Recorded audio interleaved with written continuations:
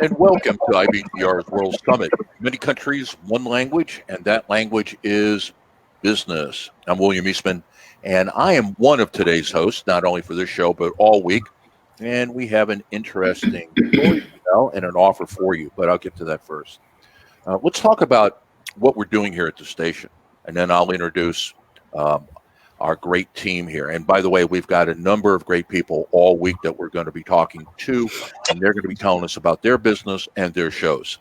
And so, but basically, what we've done, we've dedicated our station to the business owner and entrepreneur who's under basically 10 million in revenue or 500 employees. And based on your industry and location, that number can change. But fundamentally, is if you are a smaller business, and I don't want to use small business because I think that's used against us like somehow we're small, when in reality we represent most of the economies around the world, and I'm going to get into that here in a second. But for those of us in that area, we are the most vital part of the economy. And what we're doing here at the radio station is that we are taking our expertise, our years of business experience, and offering that to you so that I don't care whether you're starting a business, you're trying to grow it, or you're looking for an exit strategy and you want to come out whole. You don't want to just kind of get killed in the sale, but you want to come out whole because the business is really worth something. This is the place to be. And what we do is we do that 24/7, 24 hours a day, 7 days a week. That is nothing but business growth radio. Most of it's live. Some of it is still recorded, but we're getting there. Okay. But before I introduce the team, and this is a team of incredible talent, let me kind of anchor the previous statement here. Let's talk a little bit about what we're doing as a station and who you are. So we are a radio station. We are not a internet company. We're not doing live podcasts on the air. We do podcasts, but that's a little bit different. We're a radio station, and unlike all the other stations around you, no matter where you are, we don't have a dial to turn on. And we've decided that we're going to use the internet as our tower. And the reason for that is pretty simple. One is you have some sort of government agency who is controlling your range, your amplitude, your power. And so if you run a local radio station, you're bound up. You can only go talk to so many people. You can only talk to so many people during these hours. You can only say the following things. And that was just too limited of a reach. The only way to get around that and stay into that type of radio is to become a major syndicator where you're around the world. Well, we're a startup company, just like most of you who are listening or watching this. And so we decided that we would use the internet because we can go global. We can talk to everybody around the world. It's just a matter of getting to them during their work day. As a matter of fact, as of this morning, we are in 131 countries. In other words, 131 countries around the world are listening to IBGR programming to start, to grow, or to exit their business. All right. So we are a radio station first and foremost. So the only difference between us and everybody else that you turn on the dial on your in your car or on your phone, or well, not on your phone, but on your radio, is that we're using the internet to broadcast. Number one. Number two is that our shows are kind of a unique combination of two things. One is a database of proven tools and approaches. None of us here are rookies or novices to business and specifically growing businesses. Most of us are serial entrepreneurs. And so what you have is a combination of people who have done it. There's nobody on who's got a show who's talking about something from a theoretical basis. This is not an MBA program. This is not a BS in entrepreneurship. We're talking to people who are business owners, serial entrepreneurs, who have built companies and have lost companies. So we've been on both sides of that equation. And so what you're getting from us is practical experience every moment of the day. We, in an hour for one of our shows, we just barely scratch the surface. All right. And then the third thing is, and this is really, I think maybe where the secret sauce really comes to, is that unlike the chambers of commerce that you find around the world, we're trying to create the same thing, but it's very, very different than what they're doing. You see, they are not designed to support your growth as a small business. They're there. They've got their own agenda. I'm not saying they're not good people. They don't have a noble mission. but predominantly their money comes from larger organizations, and they're a lobbying organization. And though you pay money to become a member, that is a small piece of what drives a chamber. Here, we've got a totally different view of this. We want to create a global chamber. Now, I'm not going to use the word chamber because I'd probably get sued, and I probably should be. We're creating a community of commerce where we're bringing all the business owners together and helping them individually. But guess what's going to happen if we come together?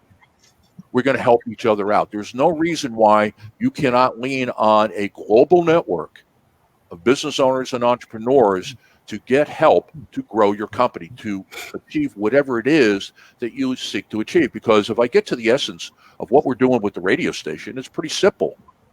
We are trying to help business owners, entrepreneurs create generational wealth for themselves, their families, and their descendants. And when they do that, they're going to create better local jobs. That's it. That's all that we're trying to accomplish. And we're using radio as a medium and using the internet as a tower. And so we have this thing called community of commerce. We'll talk a lot about it. But that's our chamber for you to come inside and begin to establish a relationship with some of our talent. Okay. Now, as for me, my name is William Eastman, and I have the dual role of the station director here. So I'm kind of running stuff if that's possible. And I have responsibilities for operations and for program management. Now, let me say a few more things, and then I'm going to open this up to the panel because this certainly is not about me. And that is, I really believe that we entrepreneurs, business owners represent the most significant and critical population on the planet. And there's a lot of people that's going to push back on that, and that's wonderful because I can bring the facts, they can't. Let's go this route. Only 5% of the world's population would be considered entrepreneurial. In other words, as you go to country, what you will not find is a large mass of entrepreneurs. In the United States, which probably has the highest percentage per population, it's about 7.5%.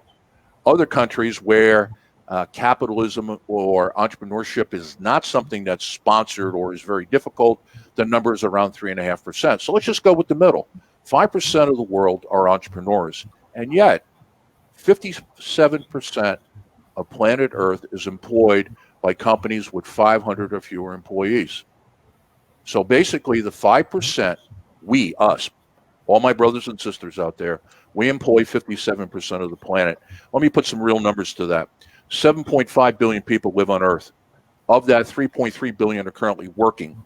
So that means 1.9 billion are working because we hired them so they can go home, put a roof over their family's head, put food on the table, send their kids to school, and have some hope or promise of a better life. And that's what we do. And just to kind of close on this is imagine what would happen to the governments around the world who are running very generous social programs if they lost 57% of their revenue. And what type of societal destruction would that create? I mean, the world would be in chaos. So let's stop thinking like we're small business people. We are critical. And the reason that we get treated the way we get treated is that we're not really an organized, uniform body. Yeah, they can pick us off one-on-one. I'm not suggesting that we're starting a union here. I'm simply saying is that if you need help, more than likely it's going to come from somebody who gets what your problems are, and that is us. Okay. Now I got off of why we're here and what we're doing with the radio station. So let me introduce my partner in crime here and part of the executive team, and that's Donna. Donna, how are you? I'm doing great, Bill, and I thank you for that background. I'd like to just add a little bit to that if I can, because Bill is the engineer, he's the scientist, and he is the business piece to this whole thing. I'm the people piece to our to our company. Nice mug, Bill. I love that.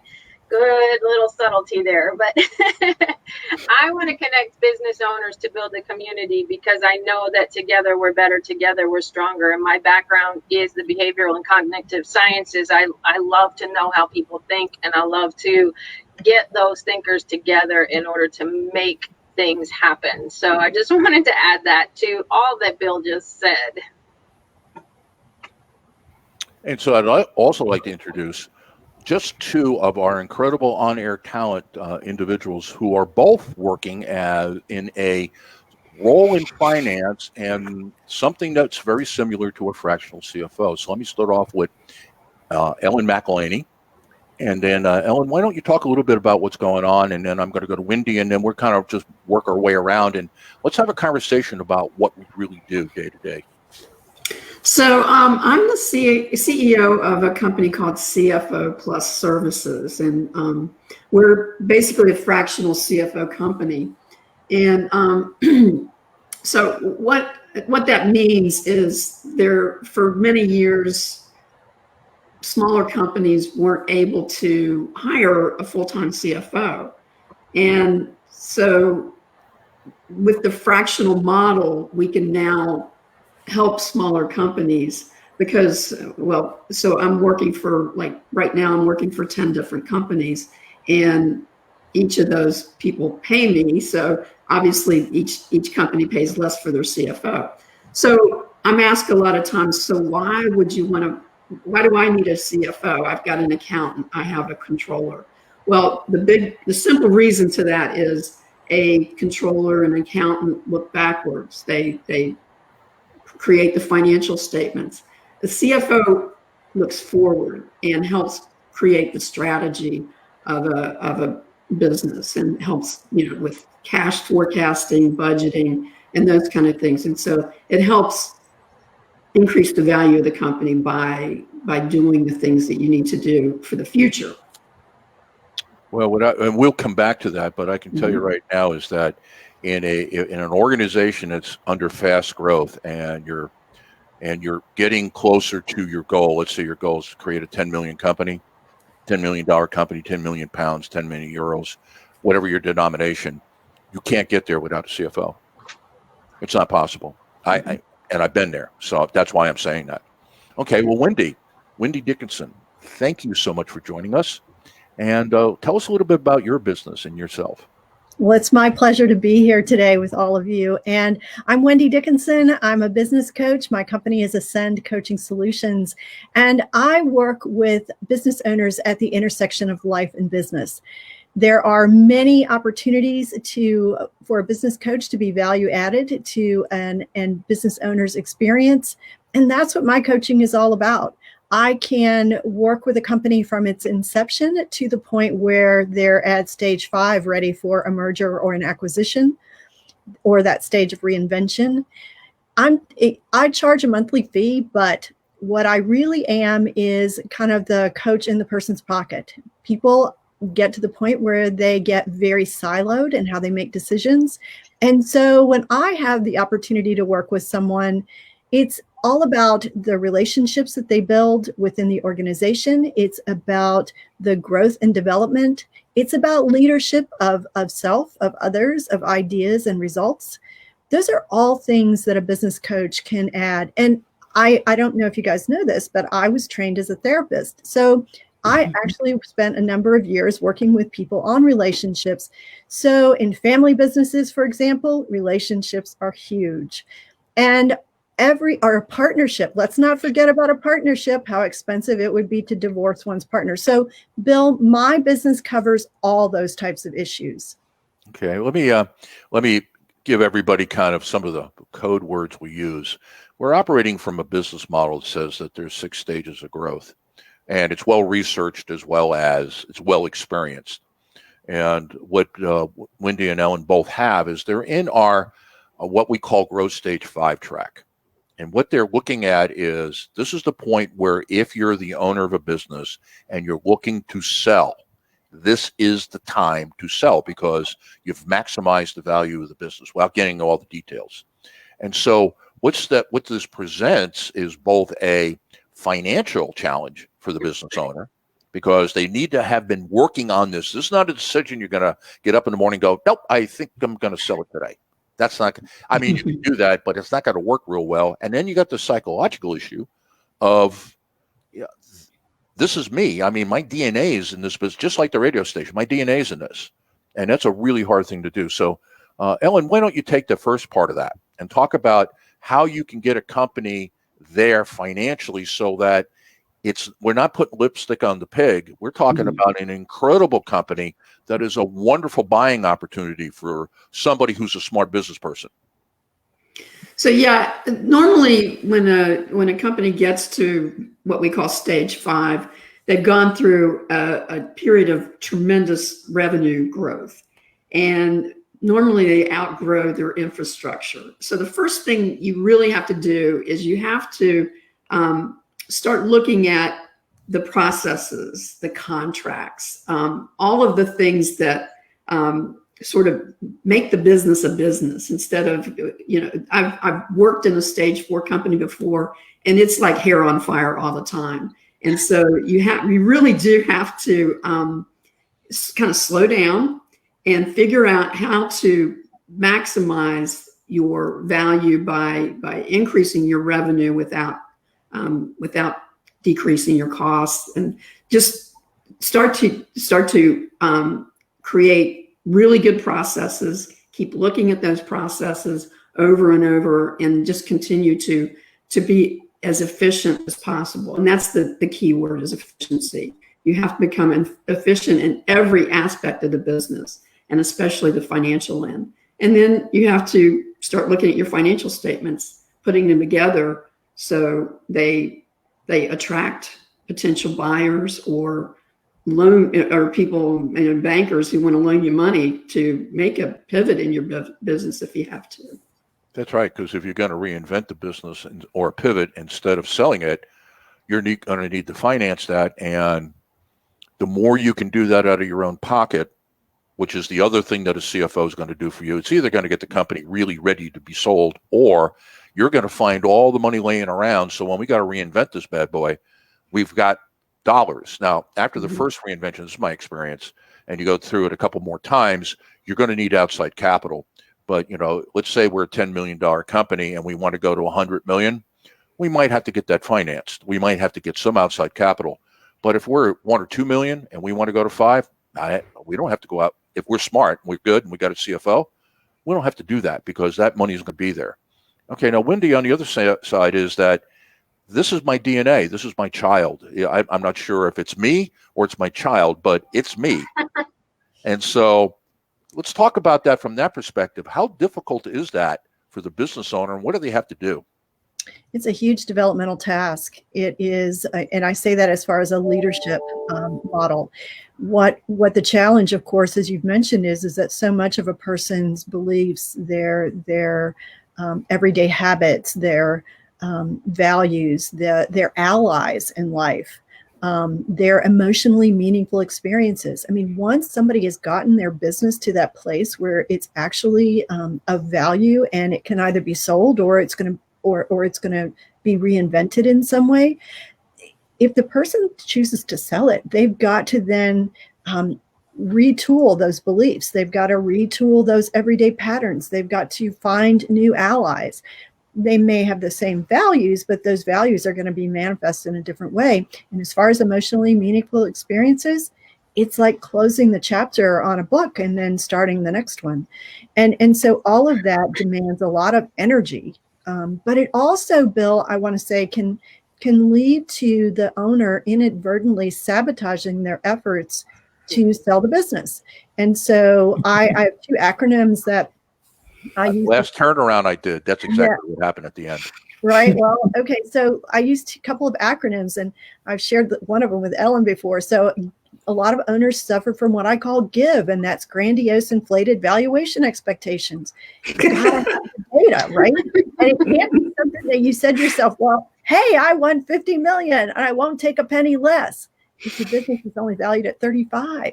And I have actually seen owners who have engaged business brokers and investment bankers and gone through an entire process and then decide it's not enough, and they pull the deal. And unfortunately, there's no guarantee they're ever going to get that 50 million. And there's also no guarantee they would even get the 35 going forward. Mm-hmm. And the other one I say is the bimbo owner, the business is my baby owner, the one who's like, oh, I'm going to build this whole thing around me. Yay, I get to be this. Well, you know what? That also underscores the value of your business, because as Ellen said, you're looking for efficiencies, you're looking for systems and processes. processes, but you want those things to be something that aren't dependent on you.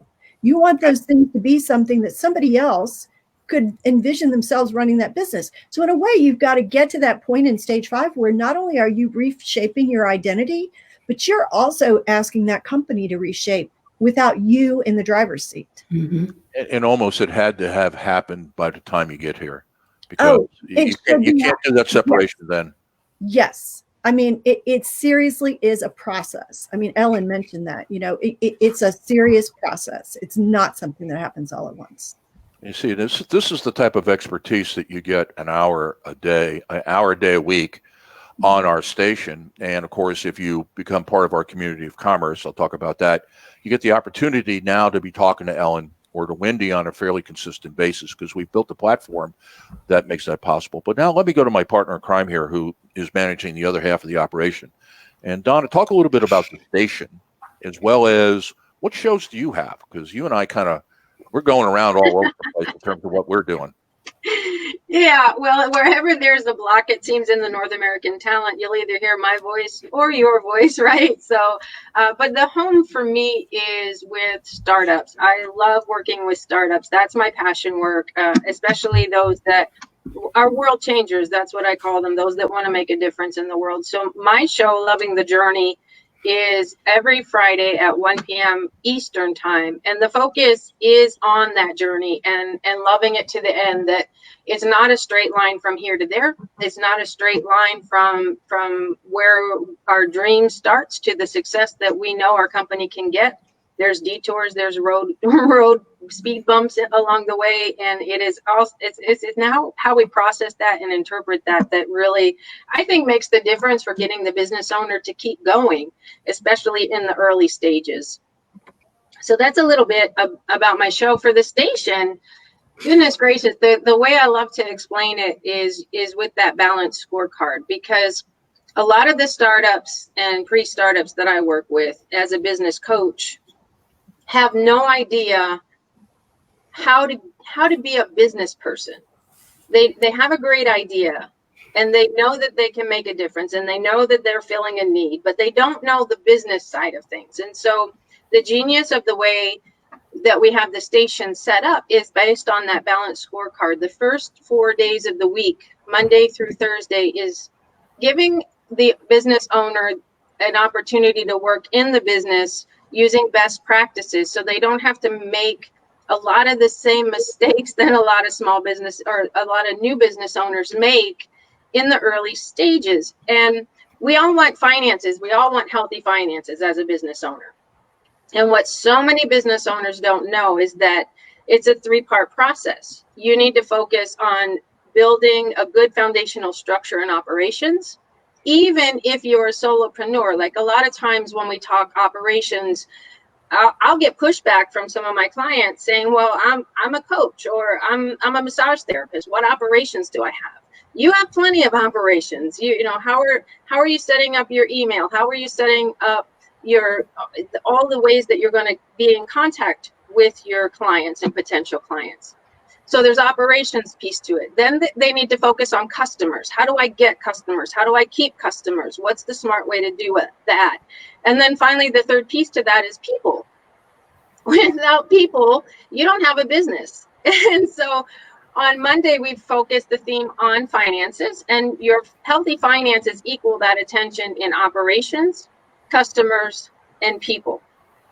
Then finally, we speak to that piece that Wendy was just talking about, where you get so busy working in the business as a business owner that you forget the bigger picture of things. And Friday is all about putting on your CEO hat.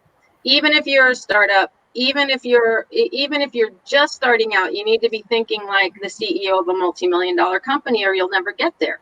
That is the mindset. So the Friday piece is all about owner as executive. Not teaching, that's a bad word. I'm a trainer. I have a background from the military as a teacher. I'm going to say teaching. That's not what we do. Equipping the business owner with the strategies that they need on Friday to see the big picture, to see the vision, to take that leadership role. And anybody that listens to my show knows that I spent 20 years in the Army. And when I first got my leadership stripes and people were looking at me to lead them, I kept looking behind me because I didn't know who they were looking at. It was me. I was the leader, and they needed that direction and that guidance. And if you have never been a leader, you've never been a business owner, how do you learn how to do that? How do you learn how to manage people? How do you learn how to manage systems? And how do you learn how to be that CEO of your company? And so that is Friday. Again, Monday is Monday through Thursday, balanced scorecard in the business, finance, operations, customer, and people. And then Friday, put on that CEO hat and lead your company. Okay. So, yeah, and I think that if you look at it, there's probably four concepts. The word I'll use is concepts. Four concepts that are driving how we've assembled everything. We have a library of best practices, which is about 40 years worth of experience. I've been working at it for almost 18 years now. I've been working at building this, testing it, working it, building it with customers, with clients. I was doing business turnarounds for a while, decided that it was too much. It was too much. It's so much that I'm getting older, which is true. It was just a matter of you can't live a life if you do that.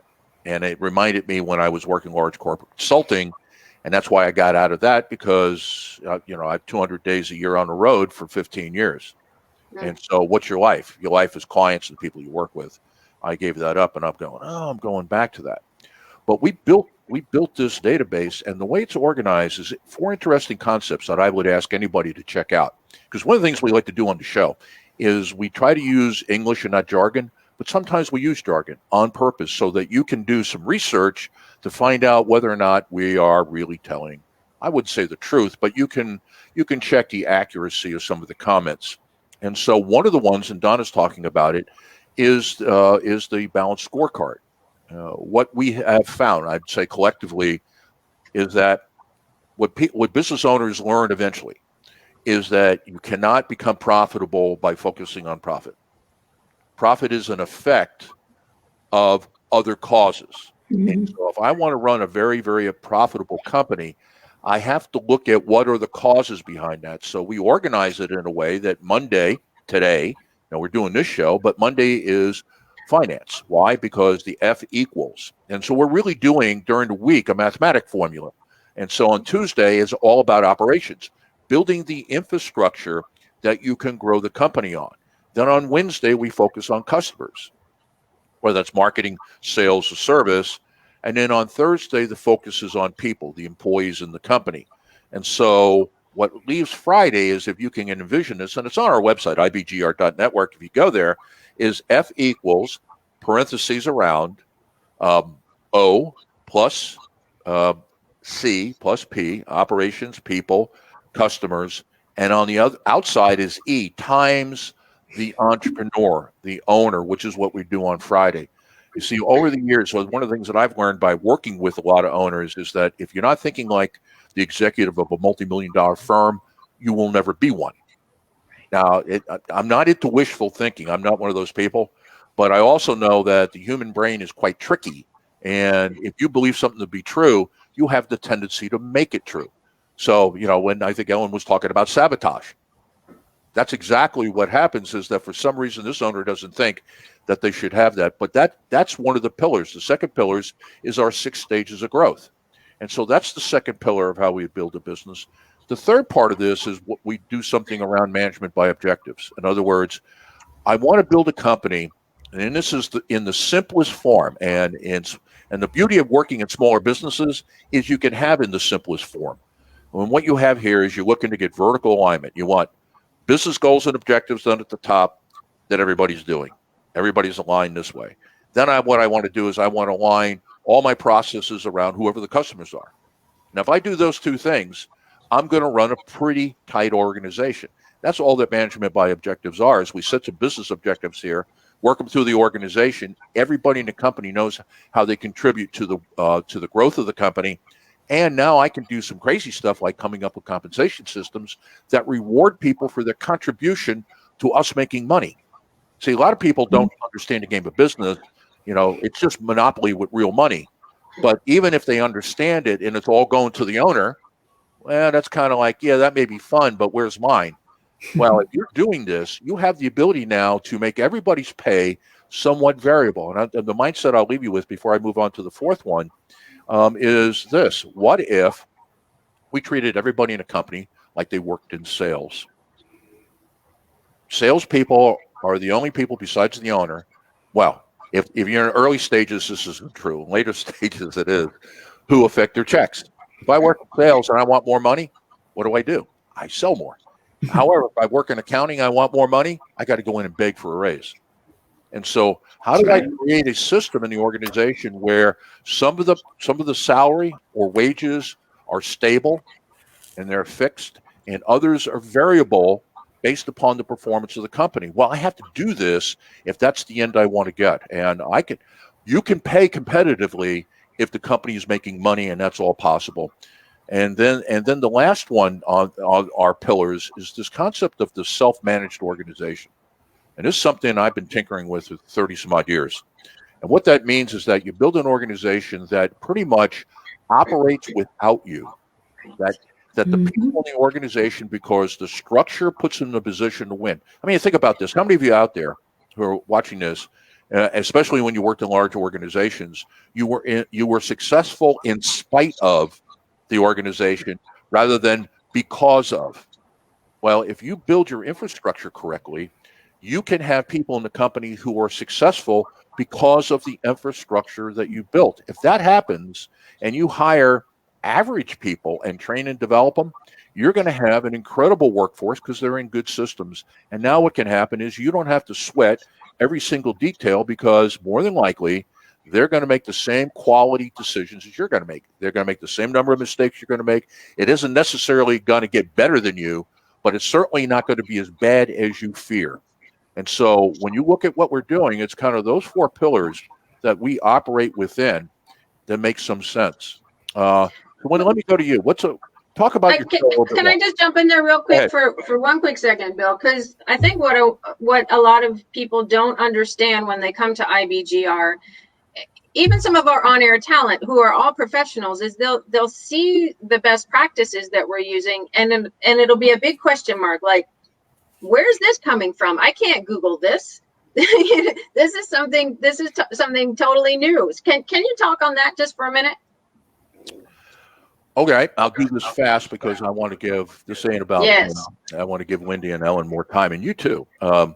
Here's what happened. I was doing large corporate consulting for about 2/3 of my career, and I happened to have, as life is, sometimes you get lucky. I had an opportunity to go to Africa.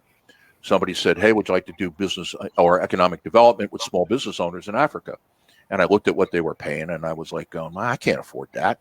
I mean, it was just not enough. But then I thought about it going, yeah, I got to do this even if it was for free. So I go to Africa. I go to Ghana. I spend, I'm there about a month at a time. And I come to realize that I had more in common with the Ghanaians that I was working with than my own family. And this whole idea that if you're an entrepreneur, you're just kind of weird. You're kind of different than others. And I looked at these Ghanaians who were being reasonably successful in their businesses, given that they have none of the benefits that we have here. I mean, the communication systems would work, the distribution systems would work. Hell, you were afraid to drive your truck, from one location to another. And so I was just like, what we know could change their lives. But how do we get what we know to them? Because in the consulting world, it's a really easy business model.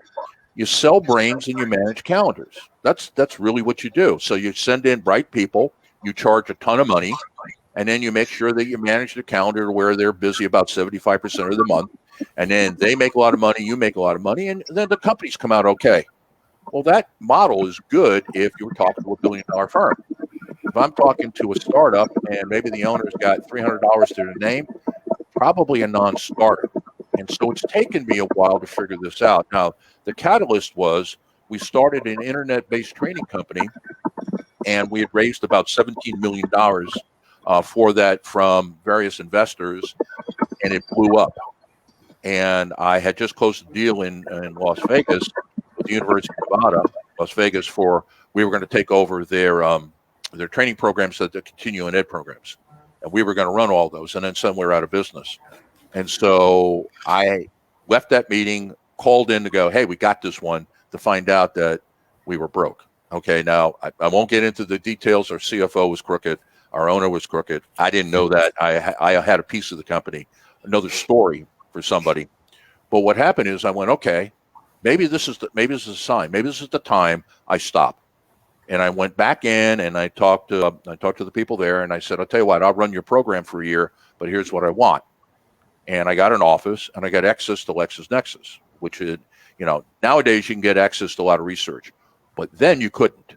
And so I spent a good part of a year looking at how all the research papers and everything that's been ever written that I could find on how small companies, startups got big without large infusions of cash. And that is where we built that model. And then after about a year and a half of doing that with those guys, I went out and I started another company. This one, it's in its like fourth permutation, but we took that database and we've been working from it since. Well, thank you for that, Bill. I just think people need to hear that, because that's part of what makes IBGR different. The fact that we are bringing in not only the best of the best around the world to be our on-air talent, and you're seeing some of them here now today in this session and in our following session, and then all throughout the week, global entrepreneurs. But it's that combined with this these best practices that I think I know you can't find it anywhere else, and they're best practices because they work. Well, I appreciate that. It's been a long time working on it, and it's kind of my passion.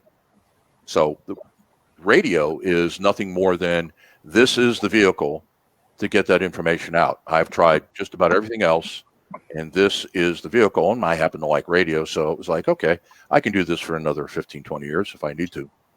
Well, it seems to be resonating with the 131 countries of listeners that we have so far. And we thank all of our listeners for that. So let me, I don't want to make this about me. So Ellen, let's, I was going to go to Wendy first this time. Wendy, let's talk about your show now. We got a new season coming up. We're all excited. We're doing this hard launch. We got season 3. This is going to be the season. So talk about your show, and, without going into minute detail, what are you going to cover over the next 13 weeks starting now? Well, first of all, my show is called Catalytic Conversations, and it is on Fridays at 4 p.m. Eastern Standard Time. And Catalytic Conversations, Bill, meets business owners on the road to growth. So optimizing profits. We're going to talk about creating leaner, more agile organizations on a larger scale.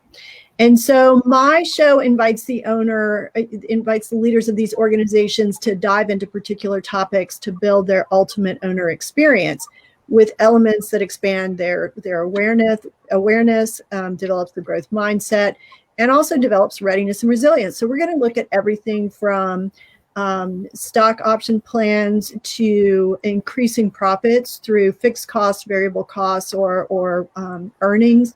We're going to look at building a formal performance management plan process.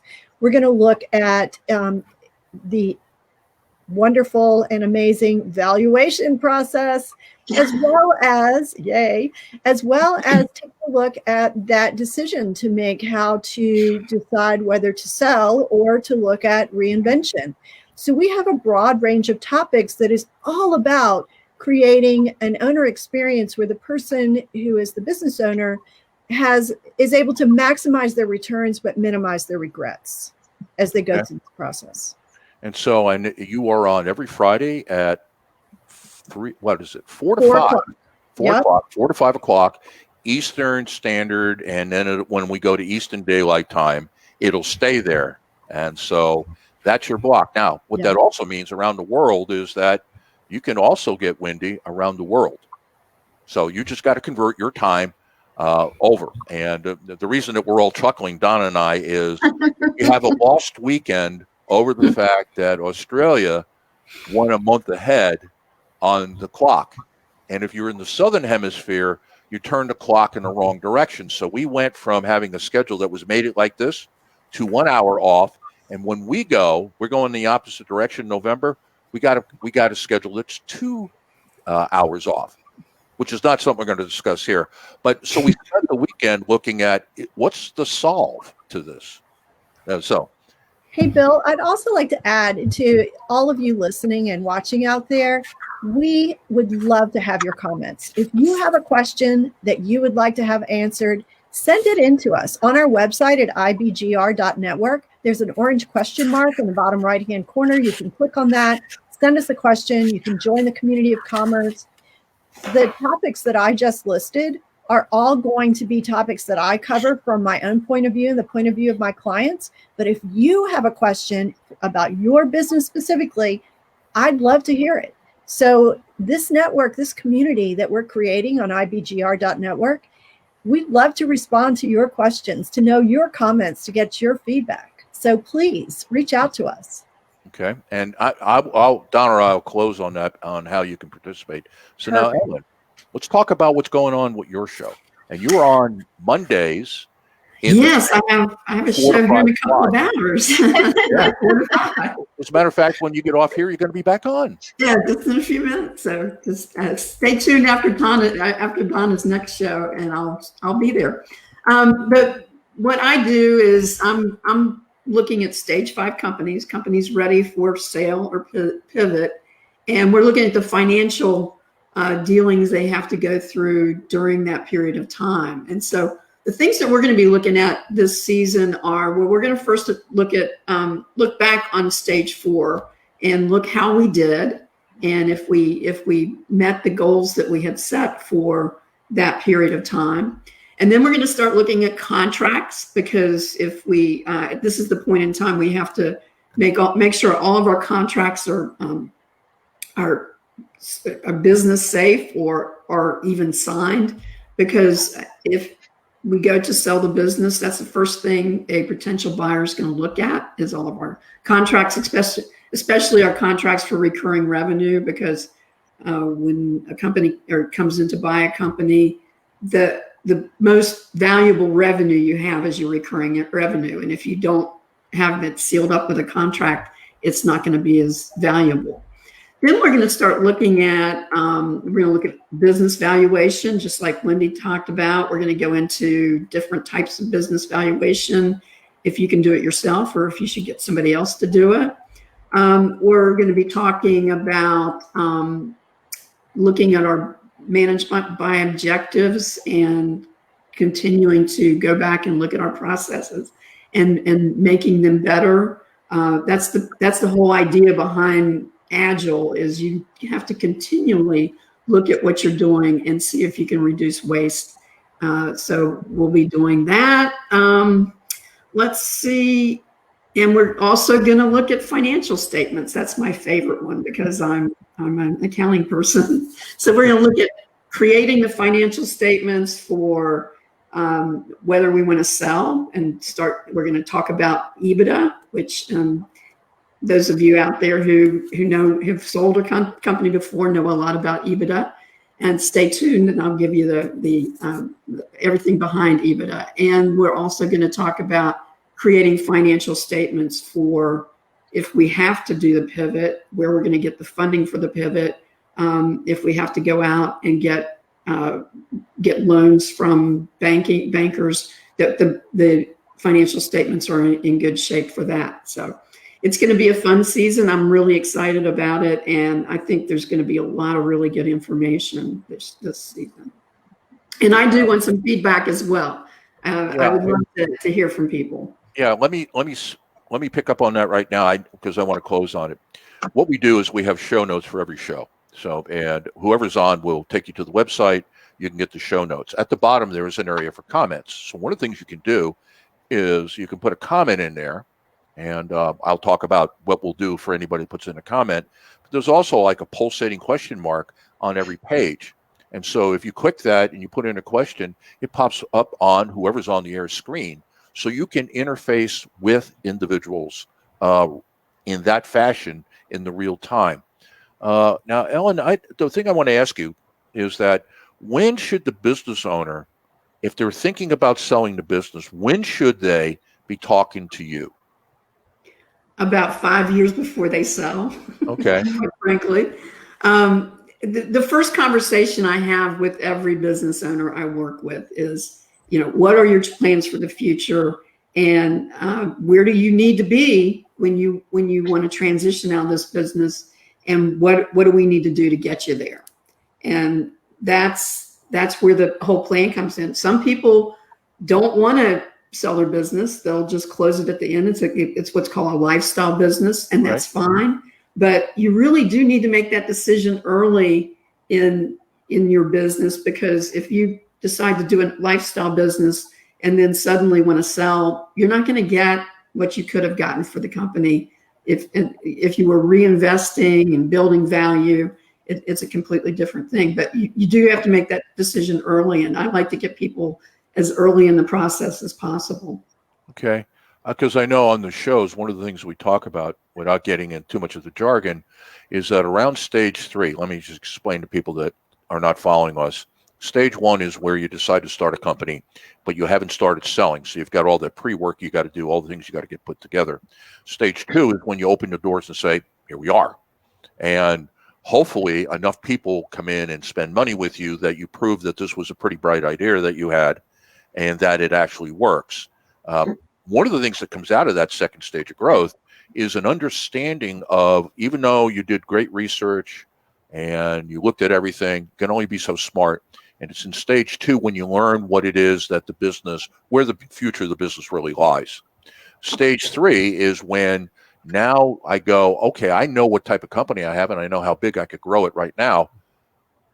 How do I build a foundation for that growth? And what we tell Ellen, most people, is that this is probably the time to have a visit with somebody like you, even if they don't hire you, but certainly also maybe a good time to have a business broker come in. Yep. And I want to just add in there that for our listeners that are listening today, if you're new to IBGR, you're hearing a lot about this advanced stage of business growth. And that's because that is the specialty of Wendy and Ellen. And if you continue to listen to the on-air talent that we're bringing in at 3 p.m. today, Eastern time, tomorrow, or actually tonight on Eastern time for our Australian team, our Prime Meridian team, our South Asian team, you're going to hear the specialties at different areas. And I had mentioned my show is for startups. What I want people that are listening right now to understand is that IBGR is for all stages of business growth. Even if you're thinking, I want to start a business, I'm not sure how to go about doing that, we have programming for you, and we have mentors. I think there's a good word for it, mentors for you that are our on-air talent. We are invested in the global community of entrepreneurship because we believe that when we build entrepreneurs, it's going to make a global impact, not only in the local communities and local families, but in the global economies. And the pandemic, if any of you have seen what's going on out there right now, we need help in this world. And we do. For me, it's the heart of IBGR, and I think I bring the heart to IBGR because that is my passion, is to really get those people started that want to have a business and aren't sure what to do. And I hear some feedback that, well, I don't even have a business yet. And there's still a place for you here at IBGR. Our first hour of every show all week is about that. All right, Wendy, let me come to you. And we're coming up on the end of our first hour. How do you help business owners, and when do you start helping them deal with the psychological impact of they're going to sell their baby?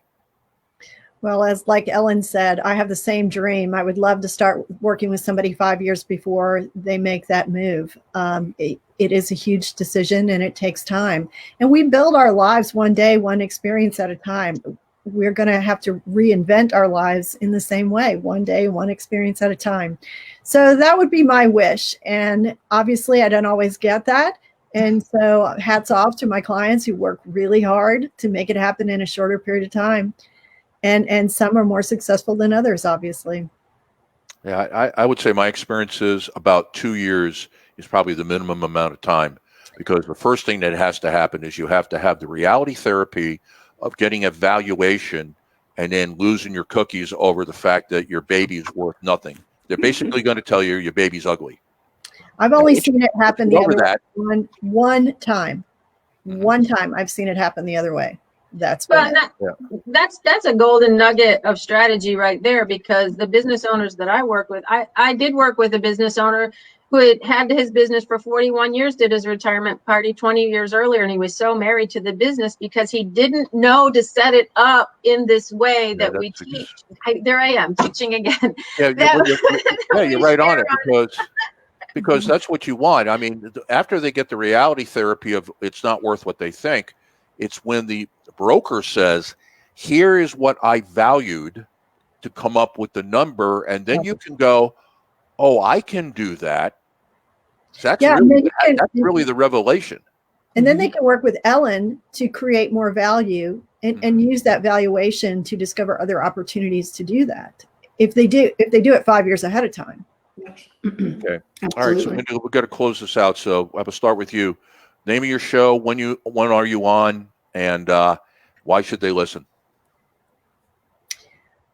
Catalytic Conversations, Friday at 4, and you should listen so that you can grow your personal life and your business in a way that both will be of great value. Okay, I'm signing up. Ellen? So the name of my show is Future Financial Confidence. And the reason you need to listen to my show is because that's not future financial confidence just for the business. It's for the owner, because I'm going to help you build that value, and you're going to be able to retire from the proceeds of your business. Okay. Well, thank you. Thank you both. And Ellen, you're going to be on in an hour? Yeah. 3-4 minutes. Okay. And I just add in there also a lot of people that I talk to, they're asking me, how do I listen to the shows? I don't understand where to go to listen to the shows. And right now you listen on our website at IBGR.network. A lot of the internet directories are also broadcasting IBGR network. So Streama and those types, you can find IBGR network. And soon, the Community of Commerce, if you're in there, you'll know about it. We're going to launch an app that you can put on your phone and take us with you wherever you go. But for right now, the easiest way to listen to these shows live is right on IBGR.network on the internet. There is you can listen on every page. Every page. Okay. Well, thanks a lot, Ellen. I'll let you get ready for your show, because I know you do some prep. And Wendy, thanks for being on. And do you want to talk about the Community of Commerce, Bill? Do you want to talk about that, guys? Excuse me? Do you want to talk about the Community of Commerce? Oh, we're switching. Yeah, go ahead and start that as we're bringing in. Oh man, I see Mr. Bryant is on. Yes. The house. Go ahead, Donna. Go there. Well, okay. For those of you who are watching and who have been watching for the first hour, you're seeing that we just did this big switch in personalities here now at IBGR. And wow, we're switching around where we're going. We're bringing in some of our other North American talent to showcase today.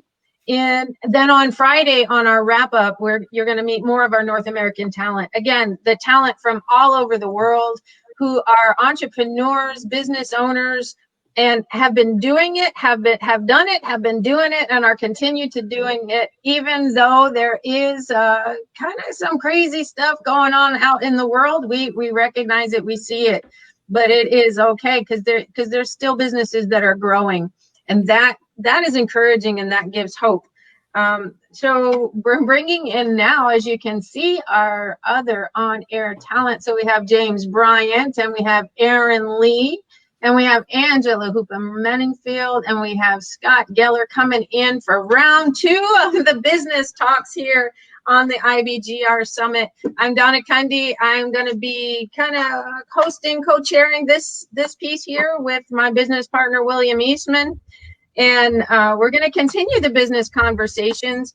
What I'd like to do in this segment, as we are talking about, I haven't really been doing it, monitoring the Facebook page for your questions and comments. So if you're starting to get some ideas or some questions, and I see all the shout outs that we're getting, just drop some comments in the Facebook page there, or LinkedIn, I suppose, or Instagram. And if we don't get to your questions and comments during the show, I will be sure to go back there. I'm the one that does most of the social media here at IBGR. So Yeah, welcome I'm totally to on social. yeah, Bill's the builder. I'm the social one. Not that you can tell, right? But we're going into part 2 now. Yes, that was very subtle, Bill. I like it. Part 2 of our show today. Again, bringing in more talent and just talking about what we do here at the station. And more importantly, it's not about us, but how listening and how engaging with our on-air talent will help you grow your business. That's our purpose. That's our passion. And that's why we're doing this. It's not for us, it's for you. So why don't we go around first and give everybody a chance to say hello and tell us where you are coming in from. Where do you do your show live? Let's start with James. My name is James Bryant. I'm coming in from Richmond, Virginia, and I do my show is Business Excellence, and it's on Thursdays at 4 p.m. Fantastic. Thank you, James. How about you, Scott? Hello, my name is Scott Keller, and I'm broadcasting from Ashland, Virginia, which is just outside of Richmond, actually. And my show is Mondays from 3 to 4 Eastern, and called the CFO Perspective, covering stage 4 companies. Fantastic. My business colleague, Miss Angela. Hello, everyone. I am Angela Hooper Minifield of Minifield and Associates. I broadcast live every Thursday at 3 o'clock p.m. Eastern Standard Time. Hashtag time is not my friend. Newark, New Jersey. And the title of my show is The People Side of Business. All right. And Mr. Lee. Good afternoon. I am Aaron Lee. I am broadcasting every week on Thursdays at 1 p.m. from, like Mr. Bryant, from Richmond, Virginia.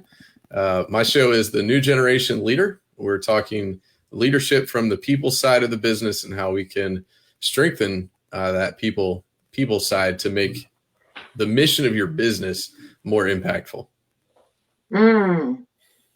I like that.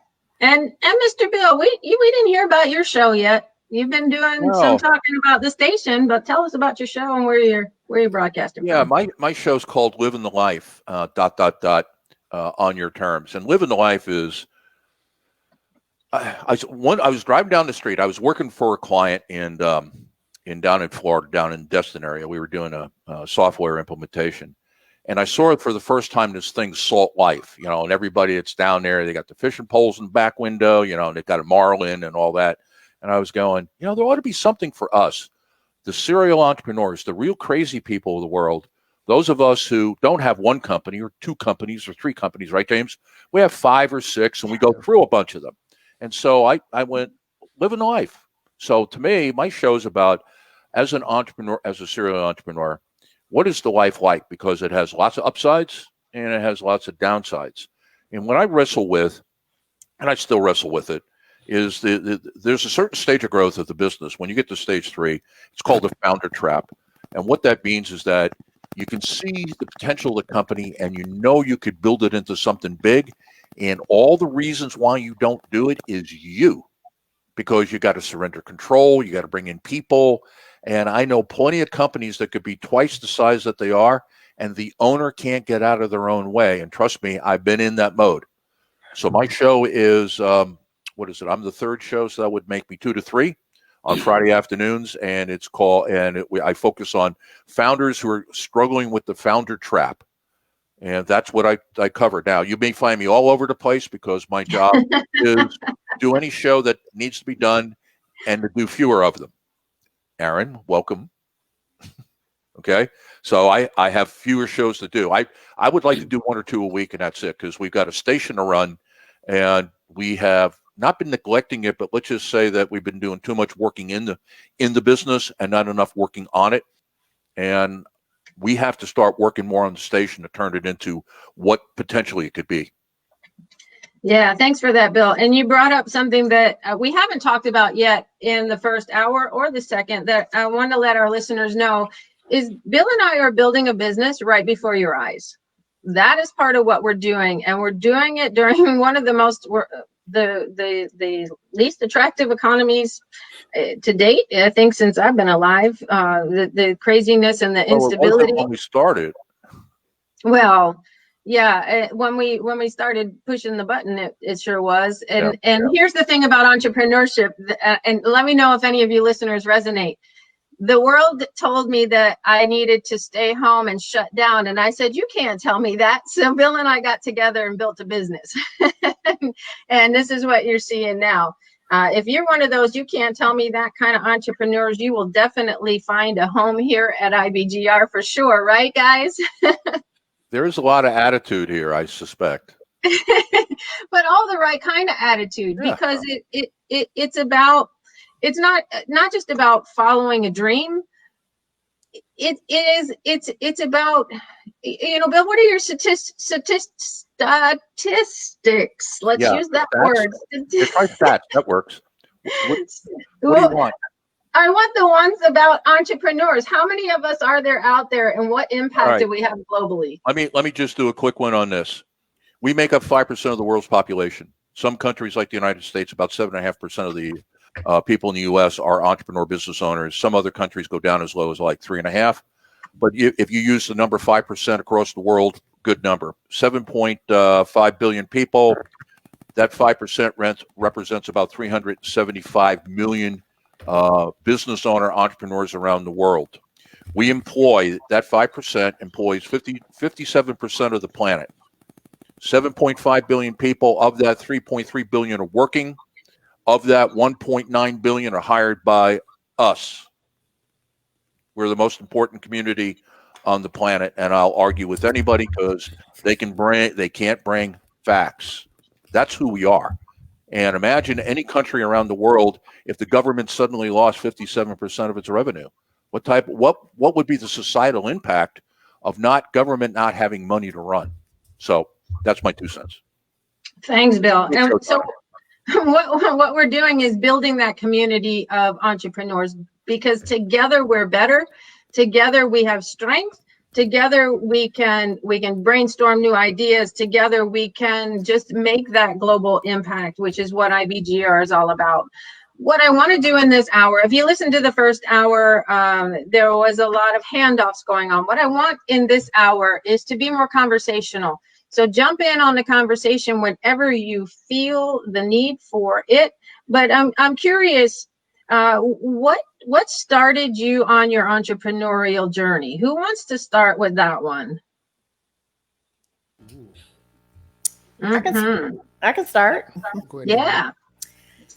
For me, it was interesting because I don't believe that I ever really aspired to be an entrepreneur.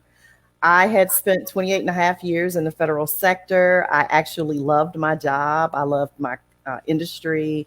I loved the people that I work with. And the more I began to, though, figure out what my niche was, like really hone in on the natural gifts and talents that had been bestowed upon me, like from birth or inherited and then curated, I began to see that in order to fully operate in them in totality, I had to be able to do it myself, because when you work for other people, no matter how great that dynamic is, there are limitations as far as who you can work for, what you can do, how you can do it. And so for me, it was more of a gradual transition to how do I operate in this gift or talent in the fullest? And it just became clear to me that the only way that I could do it was as an entrepreneur. And so then I made up a plan and, exit strategy, executed it, and stepped away. And so now I'm in year 4 full-time as an entrepreneur. I did it for about 1.5 to 24 months, a little double dipping. But I can say unequivocally that it was one of the best decisions that I ever made, and that those 28 years actually prepared me for it. So it sounds like you had a gradual awakening to the entrepreneurial journey. Correct. Yeah. What inspired that? It was just really knowing that I had more to offer. And like I said, in the situation that I was in, no matter how good it was, the greatness that was in me needed to come out in a different way. And that meant I needed to bet on myself. One of the things I said to people who thought I was crazy to walk away from a six-figure job to do this was, I can always get another job. I'm not sure if I can get another dream. And so I've helped other companies make money for years. Why can't I do that same thing for myself? And so it just got real clear real fast. And I believe it to this day that if all things were to fall apart today, I could literally go find another job. I am so confident of that, but I'm not that confident that I could really find another dream. I'm writing that down. I can always get another job, but I can't find another dream. That is... You will be quoted. Yes. So for our listeners, I mean, that was just one little piece of what you get on our shows. Oh my goodness. Wrote that one down. Thank you, Angela. You're welcome. Aaron, you're shaking your head. What started you down the path? To be honest, I had a few folks maybe a year or so ago say, "Hey, you're on this entrepreneurial journey." And I said, "Me?" And it kind of caught me off guard. I wouldn't say I accidentally started down this path, but much like what Angela just said, it was, for me, a background in the nonprofit sector and serving communities in that way. And what I describe is a number of my positions were partnership oriented. And so I got to work with a lot of great organizations from local, state, federal government, public sector, other nonprofits, causes, religious organizations and networks. And so I saw a lot of leaders, and I knew all of these organizations had great missions behind them. But there was an ingredient that was missing. And the more I pressed into that, the more it kind of was awakened in me, the passion for this is a new way to help people. And it doesn't matter what sector you're in, what business you're in, what mission you're in. You're the expert in your own domain, but I'm going to bring the people side of that. And the more we can strengthen the people side, match the people side with your expertise, that's where the magic happens. So it's been an exciting journey to be on. Yeah, and I thank you for talking about the nonprofit sector, because even though a business may be designated as a nonprofit, they still need to set up a business. They still need to have income. And we are branding ourselves as Profit Radio, but I want to let nonprofits know, not-for-profits know, that you still need the same business strategies. You still need the people strategies like Aaron's talking about. That doesn't change. You're not finding a change across that from profit to nonprofit, are you, Aaron? No, you're absolutely right. And I made a note of, I think it was Wendy in the first hour today in talking about some of her clients. And her comment just got me thinking about, that mission and that purpose. And we all have it. We're just trying to awaken it. And some of the things that Wendy responds to in her business were the very things that, in a crisis, in a moment of transition in the nonprofit sector, I got thrown into running and leading an organization. And all of a sudden I had to take care of 990s and annual budgets and all of these fiscal details that programmatically I had never thought about before. And so, yes, those skill sets of running a business are just as vital and important for a not-for-profit as they are for business. Sure. And I would think whether you have a board of volunteers or hired on, it runs across the board. Aaron, new generation leader, what does that mean to you? Well, it's a phrase that I've adopted. It's the title of my upcoming book that I hope will be out sometime before this season on the radio ends. My wife reminded me now, here we are, October 5th now, that my goal was to get it out by the end of September. So I'm already behind that goal.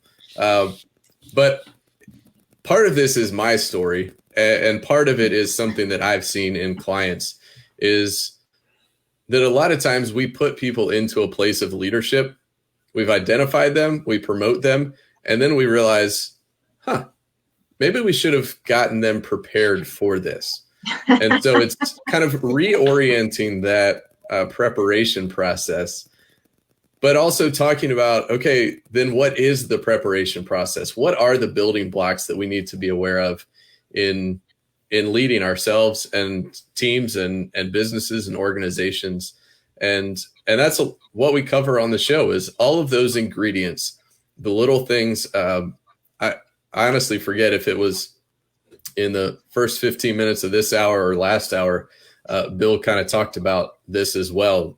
Getting some of those regular elements of the business down into a routine that you're not overwhelmed by working day to day, but that you develop the people processes to reinforce what you're doing. And I think multiplication within your team is critical for an entrepreneur to grow. You've got to figure out where you end and where somebody else needs to pick up. And just in the few short weeks I've been on the show, wrapping up season 2, I've talked about that. I find myself coming back around to that idea a lot. How are you passing the baton and empowering the other people on your team to, in the name of the show, be a new generation leader? I really like that. That's a great outlook on that. Leaders are cultivated. They're not born. They're cultivated, and not just having the insight onto not only how to build a leader, but then how to put them in the right positions. I think that's very valuable. I know from my military experience, we learned from all leaders. We learned what to do and we learned what not to do. Exactly. Mm-hmm. Scott, I want to talk to you a little bit. You are in our finance lane. You're talking to finance you're talking about building healthy finances for entrepreneurs, but you have an interesting theme running through your program. In the station, we talk about it being stage 4, which is that explosive growth in a business. The business has been substantiated. There's this regular income coming, and then all of a sudden there's like this overnight success. And a lot of times the business owner will think, I am generating so much income and revenue now, and I'm in a great, and look at everything. See, it says right here, I'm doing really good, but that's not really the case. Can you speak a little bit to that, about your background in working with businesses like that, what drew you to it, and how you work that into your show? Definitely, Donna. So I'm a fractional CFO, and in my past, you're mentioning earlier about how to become an entrepreneur, and I kind of started in the other opposite direction with the Federal Reserve and a Fortune 300 insurance company, and kind of fell into a spin-off technology firm. And I was able to go from day 0 to what I calculated as day 3,000, standing up this spin-off company, growing it, going to market, determining how to approach the market, your customers, the pricing, the products, and really just being part of this organization up until the day we unfortunately had to close it down. And that point is where I stood up my own consulting firm as a fractional CFO, and learning some of those lessons over the years, literally from day 0 to day 3,000, of what works and what doesn't work. There's absolutely a point in a company where they look at the bottom line, and whether they was intended or sometimes snuck up on you, all of a sudden they're a legitimate company, and they're significantly growing, and there's volume, and there's people, there's employees, and a client list instead of just a few clients that you can count off on 1 or 2 hands. And that's the point where a company moves from the exciting point of I'm creating something to, well, you need processes in place. You need controls. You really need to start seriously considering what the long-term potential of the company. And that's where I'll come in and talking about the path from the finance position while focusing on the organization, the documentation, the monitoring, which doesn't sound terribly exciting, but it's absolutely necessary for a company to survive. And it also helped them looking forward. And that's the point where, in my role and of previous companies, forecasting, thinking ahead. What are the scenarios that could happen? Making proactive decisions and knowing the financial impacts of those decisions is what I've always tried to bring to my clients. This section may not sound quite as sexy as starting off a brand new company, but I promise it's absolutely necessary. And that's why I'll cover over this season. As you were talking, Scott, it just occurred to me. I don't know why I didn't think of this earlier. It's only, we've only been building this company since January, Bill. But really, the on-air talent that we have available for you, the entrepreneur, for you, the business owner, it's almost like we're creating your inner circle. That we're building your team for you, that you have all the resources that you need, all the go-to to look at our on-air talent. They're shaking their head saying, yeah, we're here for you. And, well, you get nothing for free. Can't get, what is that saying? I'm horrible at sayings. If you listen to any of my shows, I'm worse than Yogi Berra, but yeah, you're trading time, and you're trading your time to listen in.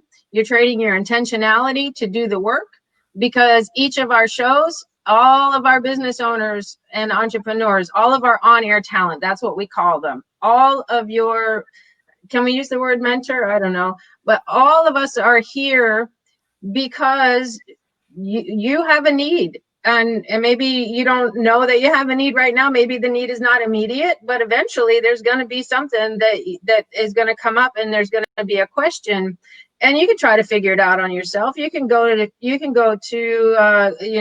consultant Google and see what Google has to say. Good luck getting the answers that are going to suit you, or you can come to our community and you hear the passion in the voices. I don't know if you do. I do. I definitely hear the passion in the voices of those wanting to serve your community, your business, you, the entrepreneur. I'm looking at you right now. We are here just for you, just for you. So, James, Dr. James, better you for you.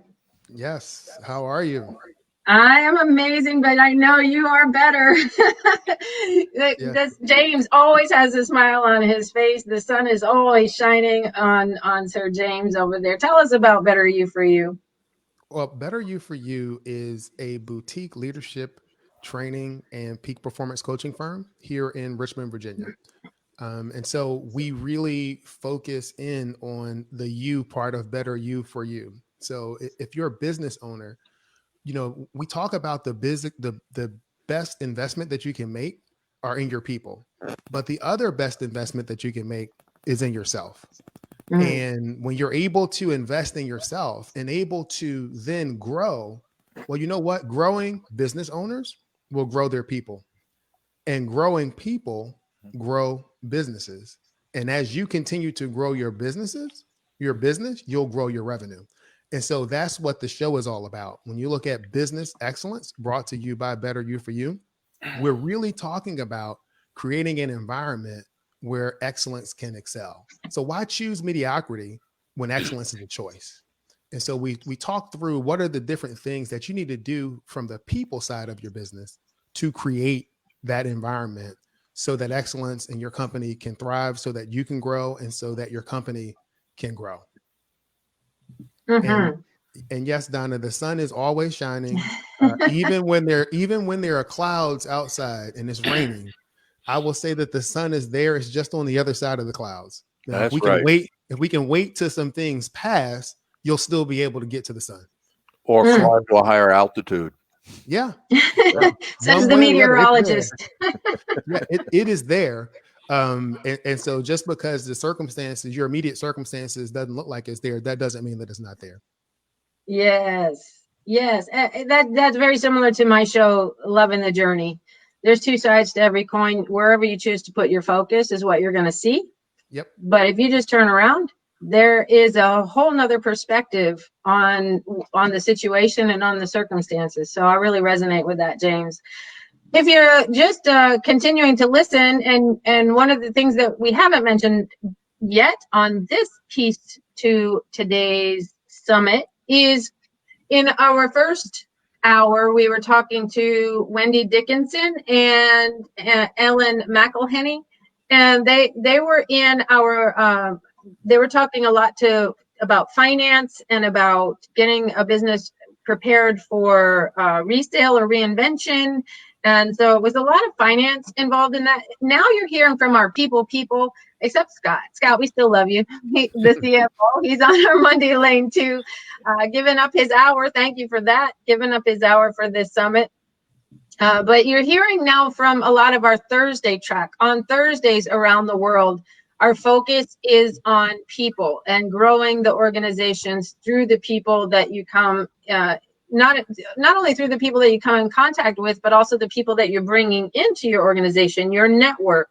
And so we have some of our on-air talent are speaking to people who have never had a business before, are not business minded. And our first hour of the day on People Track is really about business etiquette and networking and how do I build those resources that I'm going to need, all the way up through how am I going to hire and fire and build SOPs and position descriptions and all those intricacies that go into the company. And what I had mentioned earlier in the show, who I work with are mostly the startups and the dream builders in the early stages. And there is that mindset that I don't have a business. I'm not a business owner. I feel like a phony.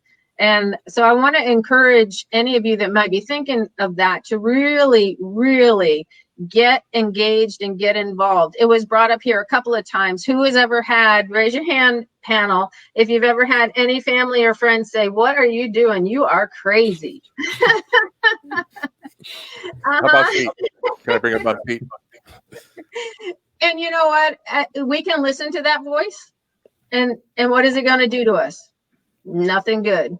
Or we can surround ourselves with people who believe in us, who have been there, who have done it, who believe in our dreams. And I think that's really, I talk a lot of these feeling tones. That is really what we're doing here at IBGR, is making those connections.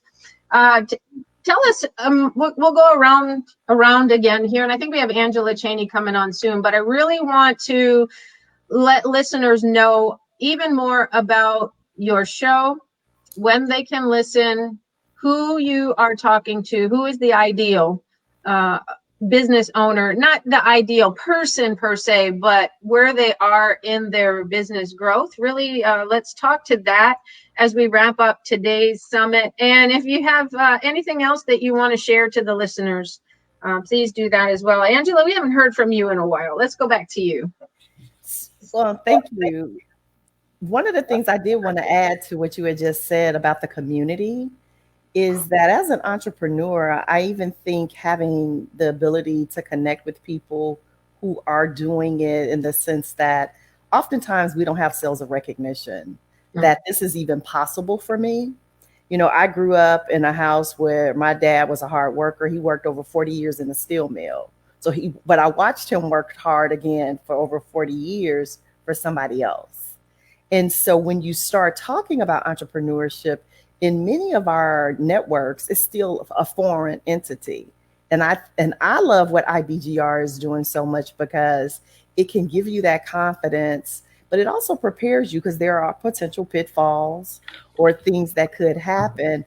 And so here on our platform, we have that total scope of how to do it, and also how to overcome any obstacles as they arise, because life is full of obstacles as well. And so I just wanted to add that to what you said, because I believe that what we're doing here and what you and Bill have put together is truly awesome. Now, as it pertains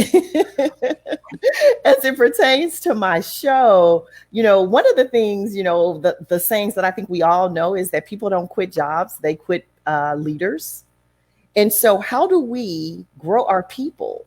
How do we, compensate them? How do we give them autonomy?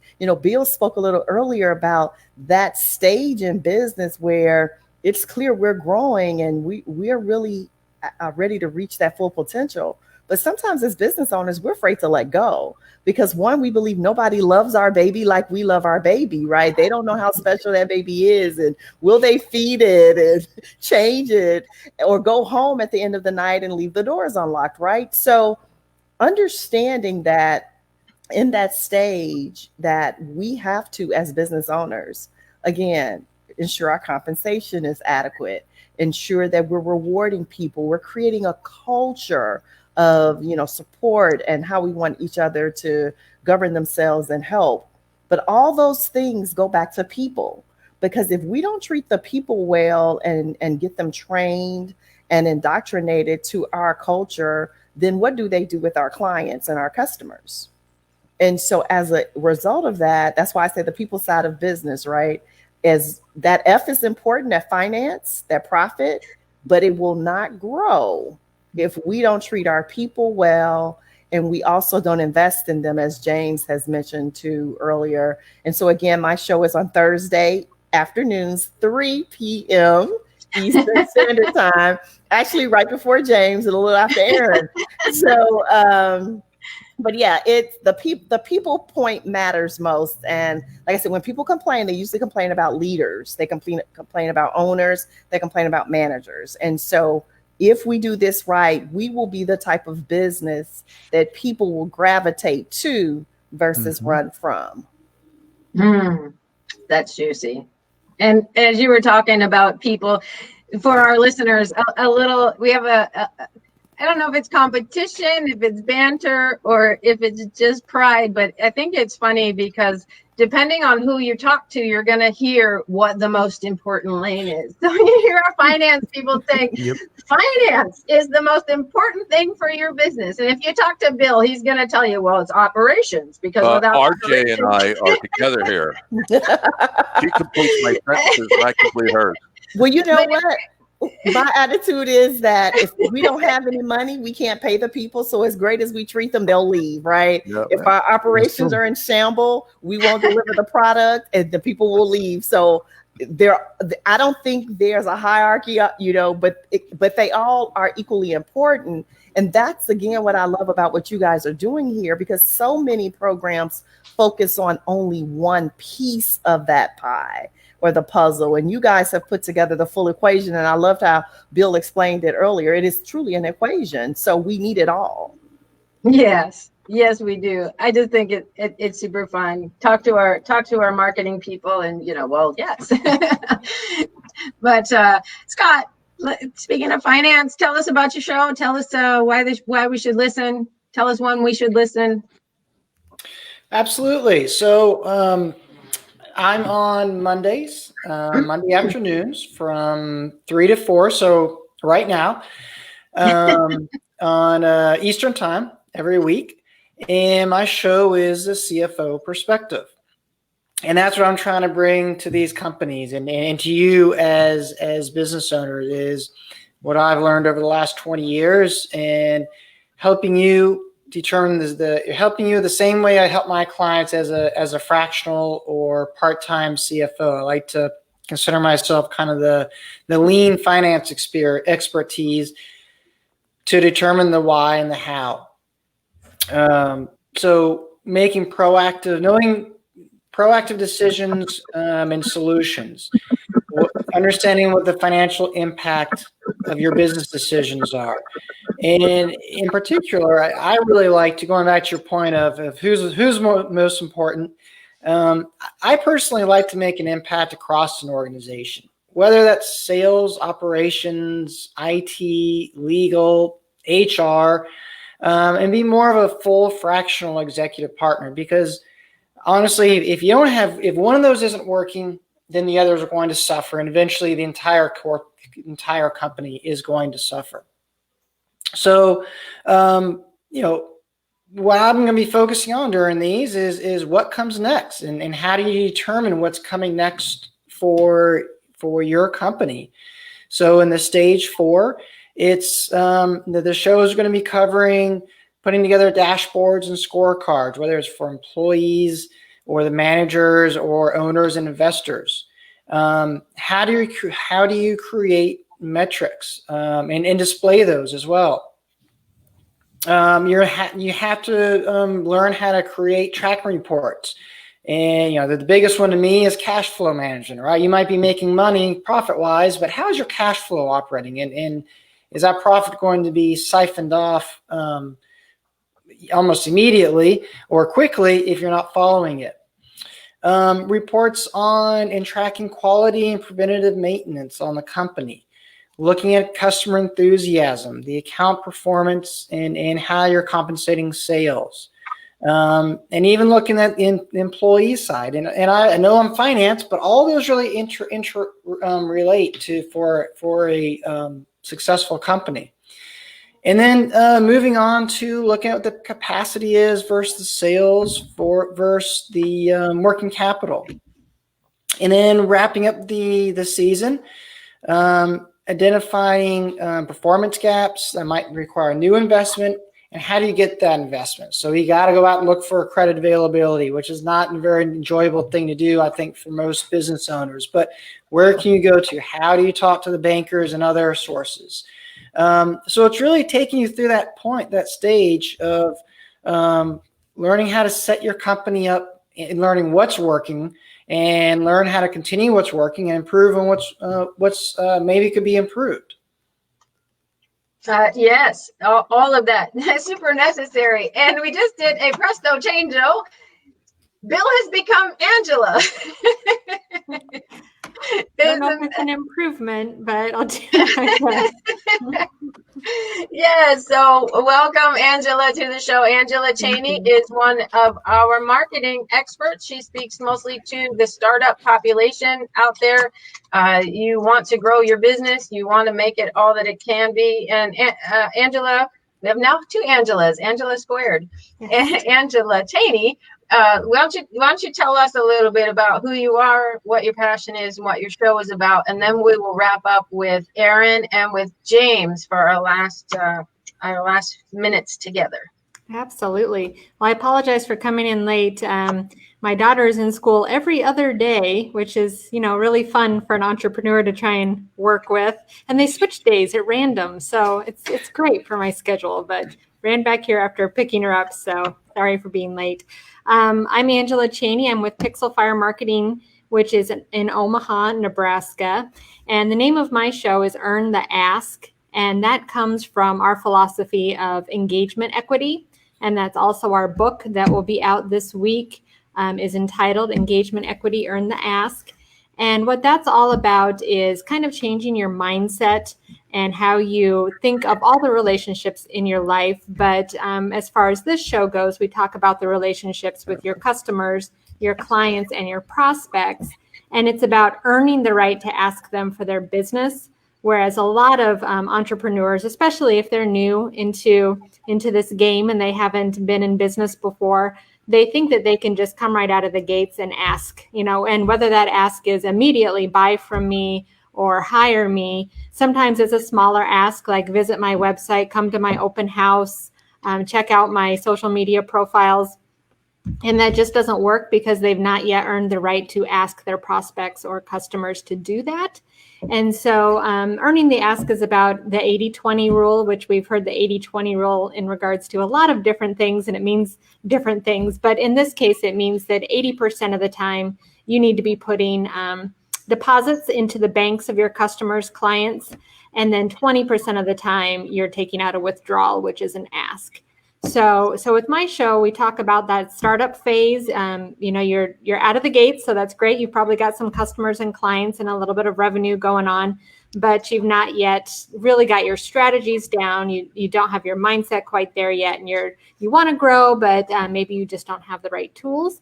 So we talk about using engagement equity as far as social media marketing goes, as well as building lists, building relationships, and really putting that into practice when you're trying to build your company the right way. So then, you've got those really good salespeople who can go out there and ask, and they can get some business right out of the gates and think they're being very successful. But more than likely, that house of cards is going to fall at some point because they're not putting the work into the relationships and doing it the right way.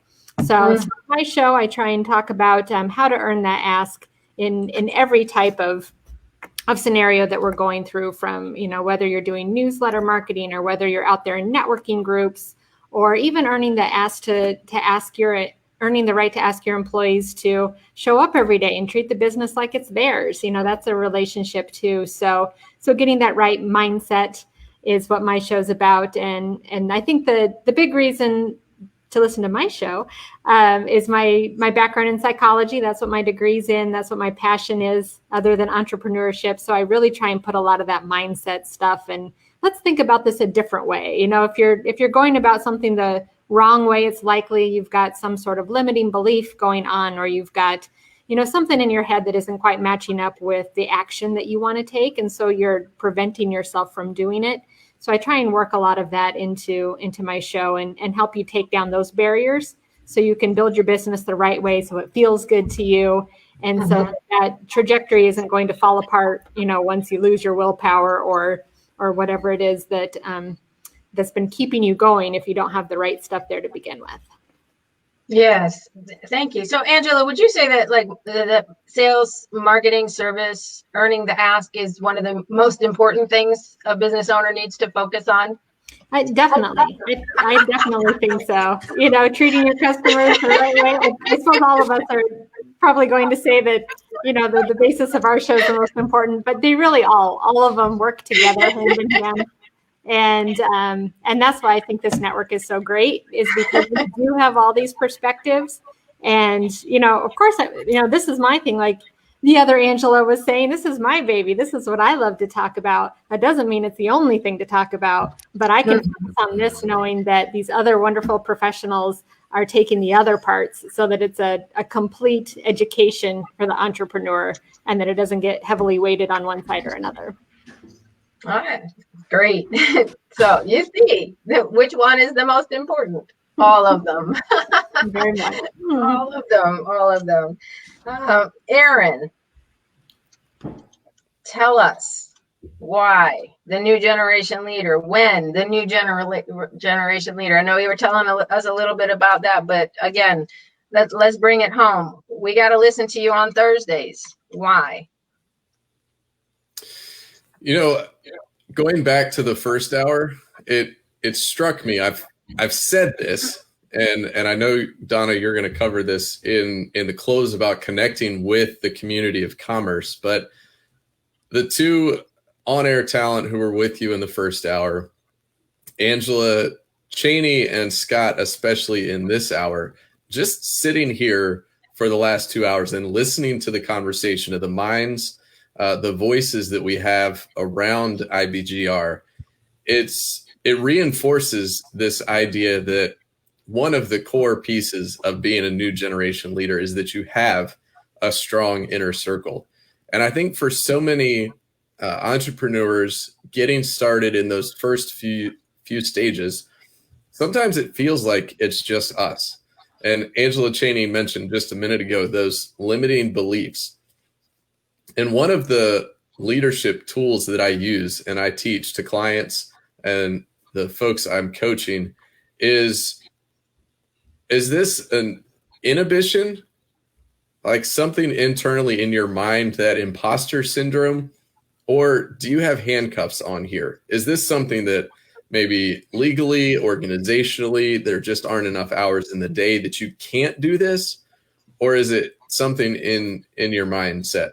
And for so many entrepreneurs, they're they're working almost as a team of one. They may hire others. And I just talked about this on the show last week, that you can't have but so many people you can talk to. You can't just open up the conversation and talk about everything to everyone every day. You've got to exercise some discretion and discipline in who you share these things with. And that's one of the elements of my work as a consultant, as a coach, that I enjoy most, is being able to be that trusted advisor, hold up a mirror, have a conversation with somebody. Maybe it's about something that they don't feel like they can have a conversation with somebody else in their workplace or in their lives. And so those are some of the key building blocks that we talk about on the show every Thursday at 1 p.m. And so we're going to talk about the building blocks of a new generation leader and the building blocks of an effective team. What are those ingredients, and how do you make sure beyond just the building blocks? We know the building blocks of all of the lanes we have here at IBGR, but beyond the lanes, what are the building blocks of a high performing team? And how can you move this, like we talked about earlier, from multiplication? How do we get this to the point where your business is growing, it's flourishing, and it's not just about you? I talked to a business owner a couple weeks ago who talked about that move from 3 locations to 4 and that sense of overwhelming exhaustion. And she was just so glad to have sold the business earlier this year, to finally, clean her hands of it and move along. So that's one of the things I think about with my show, is that I want to share the tools that help business leaders move beyond that and grow to a place of flourishing and accomplishing what it is they set out to do to change their community and change the world. I love it. And as you're talking, and as Angela Cheney was talking, and earlier with Wendy, we have not only entrepreneurs and business owners. How many coaches do we have? Do we have coaches? Yeah, we have coaches. We have consultants. We have therapists. I'm a hypnotherapist. You all have been hypnotized. No, just kidding. I really am a hypnotherapist, but I haven't hypnotized you. But there's more than just that entrepreneurial perspective of what we're getting here at IBGR. It is also it goes deeper. So you can talk to a coach. You can talk to somebody that has been there. You can get it from a consultant's perspective. And it's not just that we're building our own businesses. We're adding more to it. Before we go around for a quick 30-second final thoughts and I wrap things up, let James tell us about your show. My show is Business Excellence, brought to you by Better You for You. The show airs on Thursdays at 4 p.m. and it actually talks to stage 5 business owners. So they've just finished the stage that Scott's talking about, where they've gone through this aggressive growth and they're looking at, what am I going to do next? And so we talk about creating an environment of excellence where your employees can grow, where the business owner can grow, and your profits can grow. And one of the things that Aaron was just talking about is a lot of business owners and entrepreneurs burn themselves out. And they're so busy taking care of their clients, taking care of their family needs, taking care of all of the other things that they have to take care of, that they forget to take care of themselves. And so one of the elements that I work into my show is the concept of self-care versus selfish care, and really encouraging entrepreneurs to make sure that they take the time for themselves so that they can be refreshed and renewed and allow their light to shine as brightly as it can, so that they can let their light shine in the world and continue to make the contributions that they love to make. And a final thought as we go around. We're all talking about which one of our aspects is the best.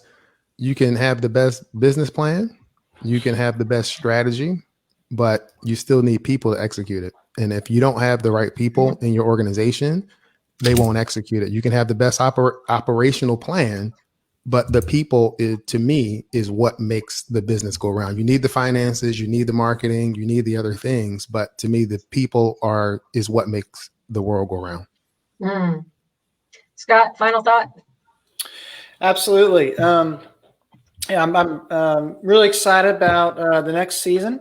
It's I as I mentioned, I'm a fractional CFO, so I work on a couple hours a month to maybe a couple of days a week, and basically everybody here is now a client. So for an hour every Monday from 3 to 4 Eastern, as I provide the CFO perspective, and as I do with all my clients, I hope to help you figure out and start creating proactive solutions, understanding the financial impact of your decisions, and assisting you across your entire organization. Maybe not just the finance, but as we go through focusing on the financial aspects of your company and how you kind of survive and move forward with within the stage 4 and moving on to the stage 5, which some of our other talent will help you with. But I'm just really excited about helping you think about what comes next. Angela Hooper Mayfield. That's what you get with me, is you get all kinds of crazy. So the reason why you want to listen to my show is because we truly focus on how the people who are in your business, and that also includes you as the leader and owner, have an impact on everything else. The profit, the processes and procedures, the culture, and why people are the most important thing in your business. We believe that, again, people don't quit jobs. They quit leaders, they quit organizations, and they leave toxic cultures. And so the people side of business is really looking to help these businesses as they've made it past that upstart and then they finally have momentum. We're stage 4, right? That's where they are really able to finally see themselves as a business, a corporation, an entity, and begin to grow and expand performance metrics and all these other great things. And so that's why you would want to listen to us, because we're going to help you reach your full potential. Full potential. Aaron, final thoughts? I'm going to take that full potential and turn it into the team metric. The consultants I work with across the globe, we've found in measuring the 5 ingredients of high-performing teams that most teams score 60 out of 100. And so looking at those building blocks, understanding them, and putting this into practice is going to change your team, your business, and not only change your relationship with your business, but Angela Cheney mentioned this, that part of marketing and branding. I've got a friend who's in the leadership development space, but is uniting that with branding and marketing. All of this is intertwined. And so find somebody, find a voice to add to your inner circle, somebody who can become a trusted advisor, mentor, somebody to speak into your business and help you take it to the next level and reach your, Angela, my word is true potential, but same potential, true potential, full potential. It's all the same potential. Yes, potential. Angela Cheney, final thoughts, and then I'm going to take us home. All right. I neglected to mention when my show is. Again, coming in here all late, and we also have a turkey that hangs out outside our office. So he normally chases us in from our car. His name is Bonkers. So I had that going for me too, trying to get on air here. But my show is Wednesdays, 12 to 1 Central Time. So that's when I'm on air, except for next week. Donna's taking that for me because I will be in the Florida Keys, which I'm very excited about. But my final thoughts are really, I just want to encourage everyone who might be watching this today to get involved with the network. This is just an unprecedented number of fantastic individuals with so much knowledge, and it's free to get involved. You can ask us questions and we'll answer them. You can download our show notes. You can, get so much out of this no matter what stage of business you're in. And Donna and Bella put so much work into this. and launch something fantastic. And now we just need all of you guys to take advantage of it. So please take advantage. I think the big thing is doing a little bit of investigating into each of us and seeing which one of us speaks to you the most. You know, we definitely don't think you're all going to get on here every day for 6 hours a day and listen to everybody, because, you know, some people are going to speak to you and some aren't. But do a little investigating, listen to a show here and there, figure out which group we're speaking to and which one fits you, and find a couple that you love and tune into their show and interact. And I think that you'll just get so much out of it, and we're happy you're all here. So you have been listening to day one of the IBGR Network Global Summit. That's the beauty of live radio, is you never know what you're going to get, especially on my show. The World Summit. I hope as a business owner, as an entrepreneur, if you've been listening in, that you were able to take away some golden nuggets, some wisdom that you can apply right away into your business. If you did, and you want to share it with us in a comment, I'm going to go back and read the comments and interact with you for sure. I want to get to know you. I want to get to meet you. I want to get to build that relationship, get those conversations started. Before we end, couple of calls to action for you. Yes, we want you to listen and engage. And I'm often asked, well, where do I do that? How do I do that? Our radio station is located on the internet at IBGR.network, International Business Growth Radio Network, IBGR.network. When you go there, you'll see our calendar on the homepage, and you'll be able to add your favorite host to your own calendar as a reminder to show up for your business. Be intentional about the growth. These were growth talks today. We have more growth talks coming all week long. Spread the word. Tell your entrepreneurial friends what they can get from the rest of the week, and please share us so that we grow together. There are also on the website show notes. You'll see them under the Listen Now tab on the homepage. Listen Now, and then show notes. I always tell people, go get the show notes.